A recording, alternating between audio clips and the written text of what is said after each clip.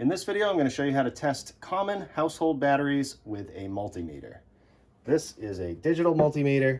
It's a Centec, but they're all kind of the same. You just have to make sure that it's on the proper setting. So for this, I'm going to turn this to 20 right here, DC. It says DCV, and make sure that the leads are in the correct place. Here and here. Black, red. Black is negative. Red is positive, and then turn it on. And what I mean by common household batteries are these ones right here. AAA, AA, C, D, 9 volt, and a little button battery. And then you have your drill batteries that you can use it for too. Let's start with a AAA. I know this is a brand new battery, so I'm gonna show you as an example on brand new batteries, and then bad batteries. You just look for the plus symbol right here. That means that this is positive.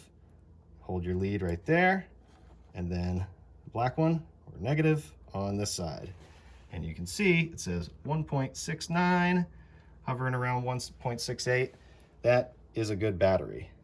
If it was a bad battery, it would read something like this. Again, positive, red on positive, black on negative, 1.19. So these actually are 1.5. That's a little lower. It will show on a different tester. This one's even more simple, that this needs to be replaced. So, button battery, 3 volts. Hold the red on the positive, black on the negative. Almost exactly 3 volts.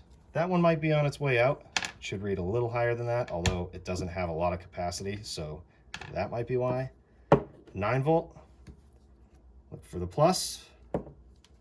You do red and black here. 9.64. That's perfect. So now I'll step up to these and show you what is going to happen when I test this. Go to positive and negative here, and all of a sudden it went blank. That means that this is putting out too many volts, so I got to switch this to 200.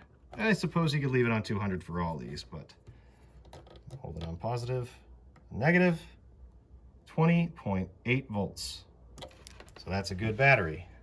In comparison to this one that is failing, hold it on the positive and then the negative, 16 volts. Again, this is supposed to be an 18 volt battery. This isn't taking a charge really, so it's on the way out. So there's a ton of different things you can do with this thing. You can test your car battery, you can test AC like in your house, you can check for continuity, but for the purposes of this video, that is how you test common household batteries. Hope this video helps. Thanks for watching.